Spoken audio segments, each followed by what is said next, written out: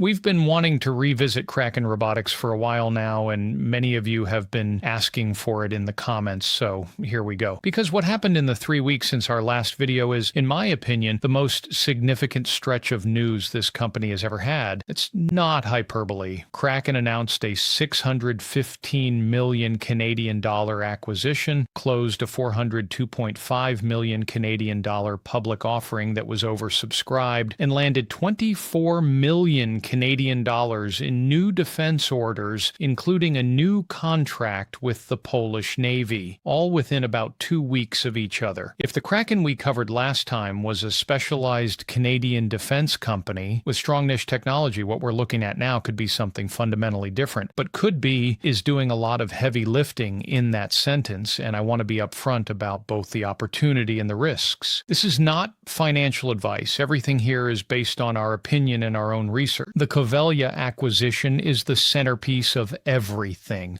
On March 3rd, Kraken announced the signing of a purchase agreement for the Covelya Group, a UK-headquartered provider of mission-critical underwater technology operating through 6 subsidiaries, the most prominent being Sonardyne International, which is widely regarded as one of the leading names in underwater navigation, communication, and positioning. The deal is valued at 615 million Canadian dollars. 480 million Canadian dollars in cash and 135 million Canadian dollars in Kraken shares. To put that in perspective, Kraken's standalone 2025 revenue was roughly 102 to 104 million Canadian dollars. Covelya's 2025 revenue was 249 to 275 million Canadian dollars. Combined, the pro forma entity would have done somewhere around 351 to 379 million Canadian dollars in revenue with a 24% adjusted EBITDA margin. That's a company that roughly triples its revenue overnight. Over 700 customers, about 1,200 employees, 110 plus patents, and operations spanning North America, Europe, and Asia Pacific. CEO Greg Reed said the combination creates an opportunity to offer more integrated solutions for underwater platforms, making Kraken a more attractive partner to naval system integrators at a time when defense demand is growing rapidly.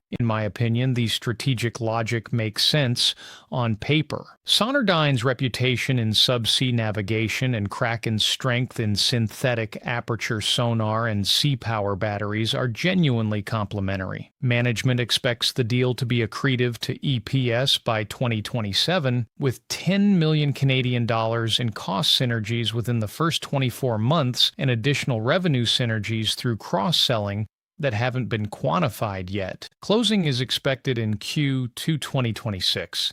Subject to regulatory approvals. Now, the financing. To fund the 480 million Canadian dollars cash portion, Kraken closed a public offering of subscription receipts on March 12th that raised 402.5 million Canadian dollars, needy endowments up from the originally planned 350 million Canadian dollars because it was oversubscribed. The receipts convert into Kraken shares once the Covelya acquisition closes. In my opinion, the oversubscription is a meaningful signal of institutional confidence. You don't get that kind of demand if the institutional investor base doesn't believe in the deal thesis, but it also means significant dilution for existing shareholders. 402.5 million Canadian dollars in new equity plus 135 million Canadian dollars in shares paid to Covelya's sellers is a substantial increase in the share count. And investors need to weigh that dilution against the revenue and earnings the acquisition is expected to bring. Whether the math works out favorably depends entirely on whether Kraken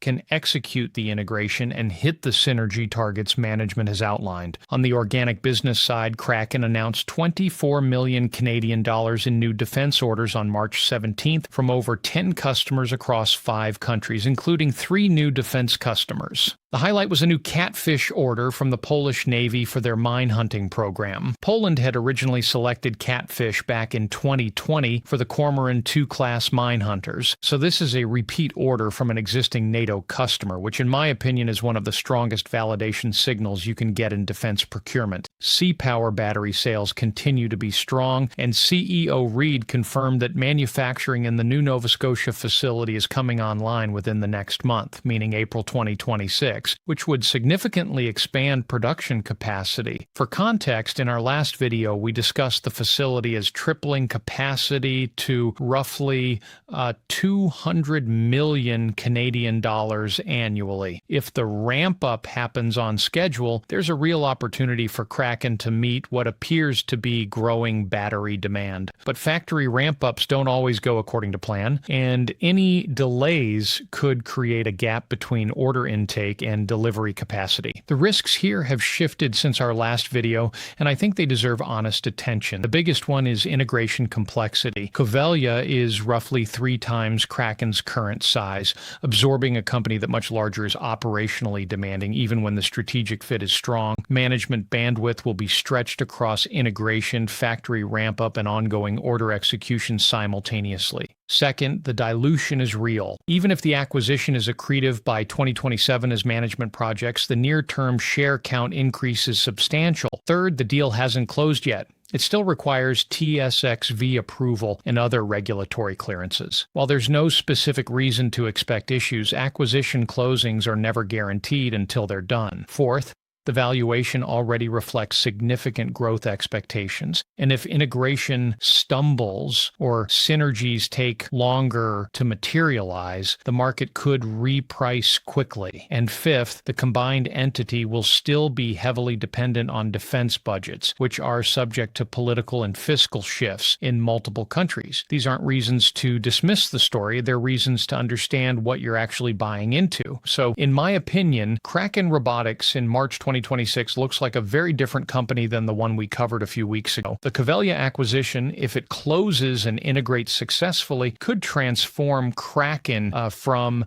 a specialized defense supplier into one of the more significant players in global underwater technology. The institutional demand for the offering, the continued organic order flow, and the Nova Scotia factory ramp up all point in a positive direction. But transformation-level acquisitions carry transformation-level execution risk, and the dilution is something existing shareholders need to factor in honestly. I think this is one of the more interesting stories in small-cap defense right now. But the distance between where Kraken is and where the market is pricing it to be requires a lot of things to go right. I could be wrong about how this plays out. This isn't financial advice. Do your own research. Drop a comment and let us know which stock you want us to analyze next.